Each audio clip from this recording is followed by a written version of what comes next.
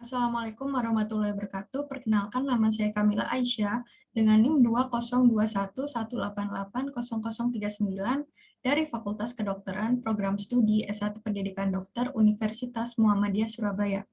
Pada video kali ini saya akan mempresentasikan hasil poster yang sudah saya buat mengenai anti korupsi, dan juga saya akan membuat video vlog membahas apa itu korupsi, dampak dari korupsi, dan bagaimana cara menanggulanginya.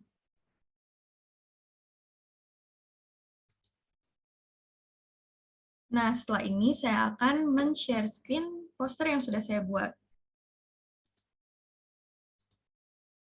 Berikut ini adalah poster yang sudah saya buat untuk stop korupsi. Jadi, ya, dampak dari korupsi itu sangat-sangat merugikan ya. Ada yang pertama tuh melambatnya pertumbuhan ekonomi suatu negara, lalu menurunnya investasi, dan meningkatnya kemiskinan.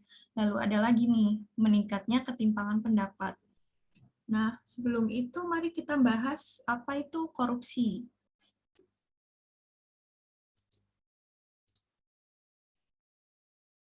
Nah, jadi dalam arti yang luas, korupsi atau korupsi politis adalah penyalahgunaan jabatan resmi untuk keuntungan pribadi. Jadi semua bentuk pemerintah atau pemerintahan rentan korupsi dalam praktiknya. Beratnya korupsi itu berbeda-beda, dari yang paling ringan dalam bentuk penggunaan pengaruh dan dukungan untuk memberi dan menerima pertolongan, sampai dengan korupsi berat yang diresmikan, dan sebagainya. Dari sudut pandang hukum, tindak pidana korupsi ini secara garis besar memenuhi unsur sebagai berikut. Jadi unsur-unsurnya itu ada perbuatan melawan hukum, kemudian penyalahgunaan kewenangan dan kesempatan atau sarana, lalu memperkaya diri sendiri, orang lain, atau korporasi, dan merugikan keuangan negara atau perekonomian negara. Kemudian ada nih jenis tindak pidana korupsi di antaranya, tetapi bukan semuanya. Nah, yang pertama itu adalah memberi atau menerima hadiah atau janji, atau bisa dibilang penyuapan ya, dan penggelapan dalam jabatan, pemerasan dalam jabatan, pemerasan seperti itu, dan juga ikut serta dalam pengadaan atau bagi pegawai negeri atau penyelenggara negara, dan juga menerima gratifikasi bagi pegawai negeri atau penyelenggara negara.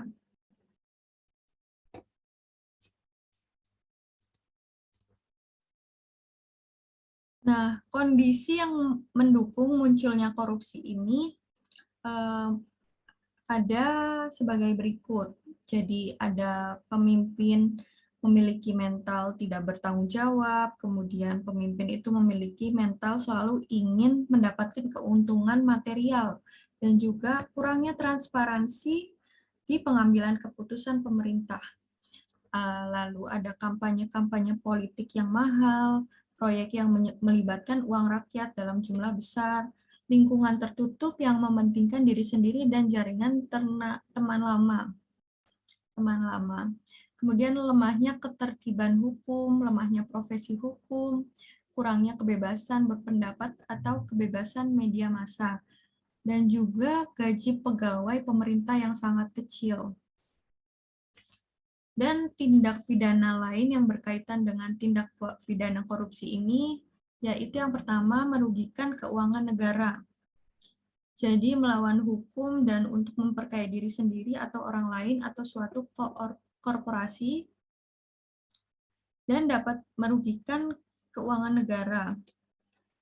Kemudian menyalahgunakan kewenangan untuk keuntungan diri sendiri atau orang lain atau suatu korporasi, dan yang tadi sudah saya sebutkan ya, dapat merugikan keuangan negara. Dan juga ada nih yang kedua, yaitu suap menyuap.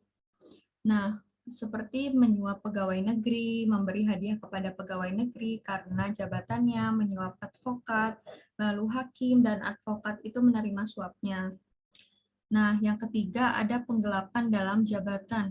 Contohnya itu seperti pegawai negeri menggelapkan uang atau membiarkan penggelapan atau membantu melakukan perbuatan itu. Kemudian contohnya ada lagi, yaitu pegawai negeri memalsukan buku untuk pemeriksaan administrasi. Dan ada yang keempat, itu adalah pemerasan.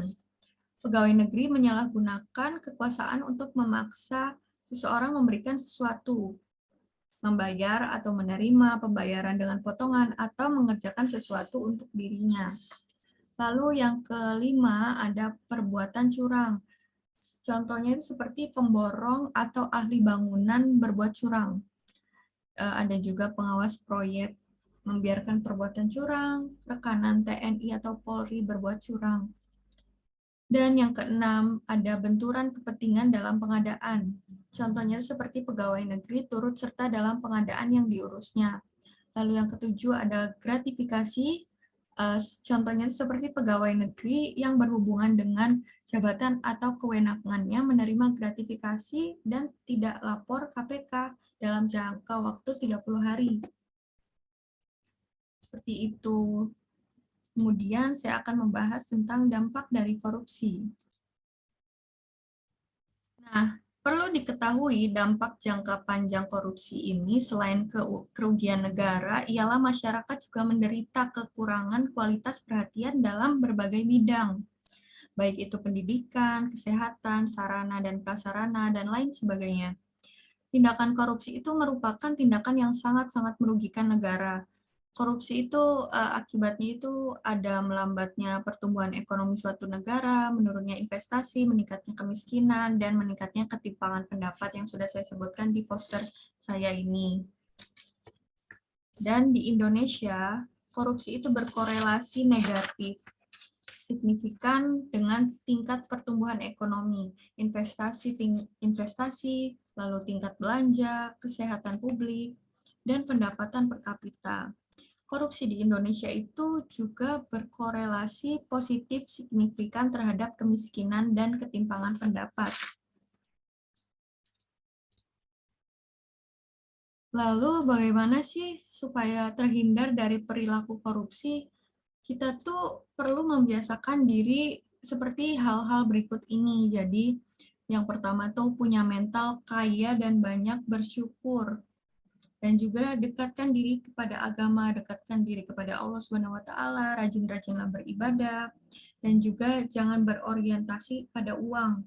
Dan tentunya sangat-sangat penting itu untuk bersikap jujur.